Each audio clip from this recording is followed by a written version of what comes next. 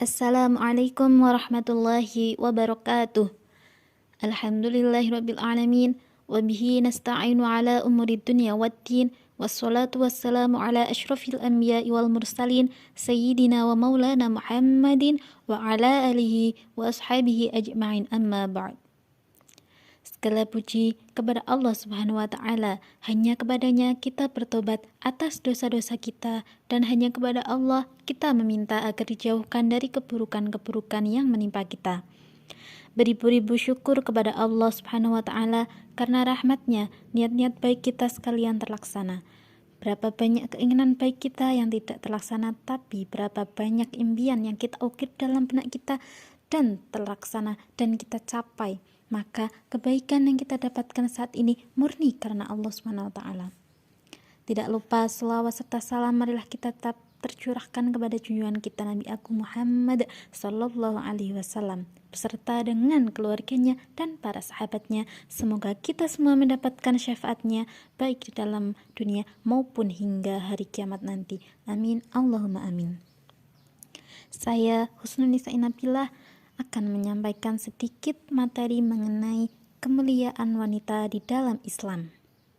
Sebelum datanya Islam, di sebagian masyarakat jahiliyah, wanita mengalami masa hidup yang sangat buruk.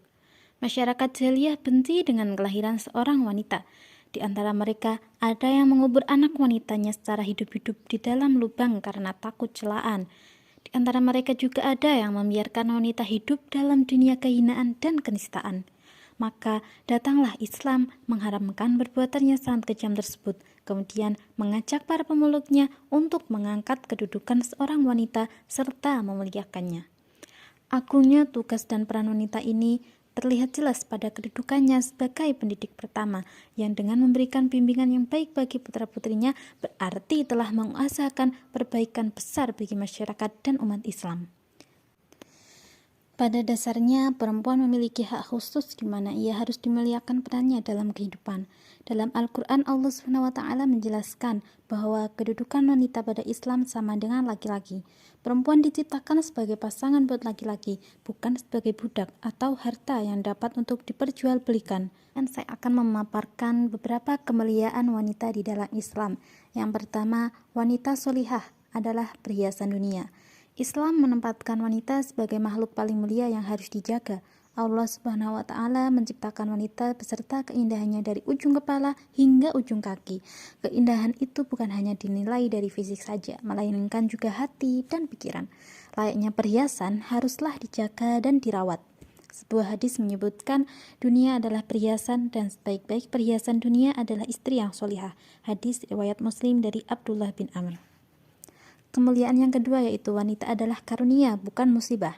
Islam memandang wanita adalah karunia Allah Subhanahu wa Ta'ala. Bersamanya kaum laki-laki akan mendapatkan ketenangan lahir dan batin dan mampu memberikan energi positif yang sangat bermanfaat seperti rasa cinta, kasih sayang, dan motivasi hidup.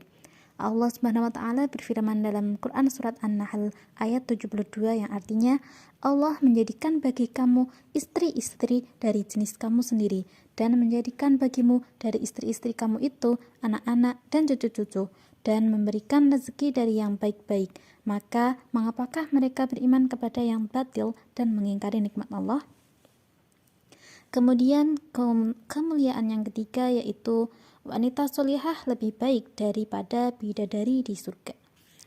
Para bidadari surga akan kalah dari keistimewaan yang dimiliki oleh wanita solihah yang ada di dunia.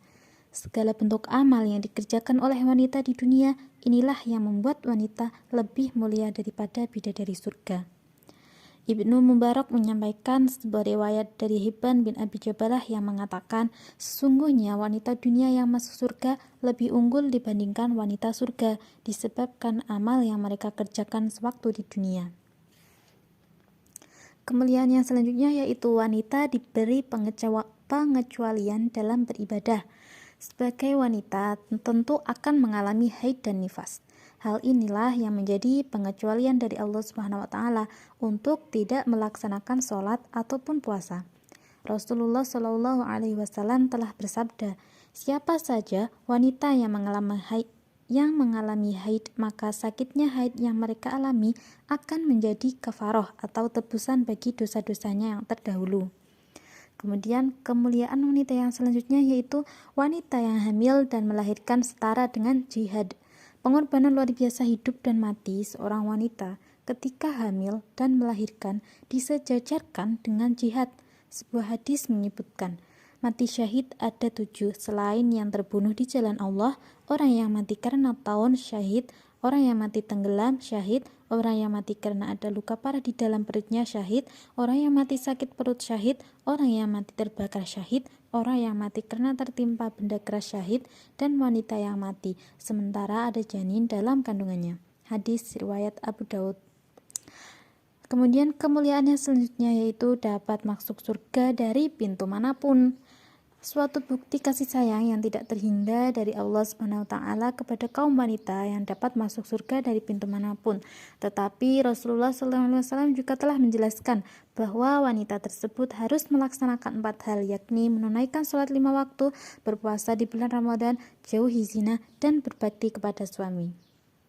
Sebagai sebuah hadis menyebutkan, jika seorang wanita menunaikan sholat 5 waktu, berpuasa di bulan Ramadan, menjaga kemaluannya dan menaati suaminya, niscaya akan dikatakan padanya, masuklah ke dalam surga dari pintu manapun yang kamu mau. Kemudian keutamaan yang selanjutnya yaitu surga di bawah telapak kaki ibu.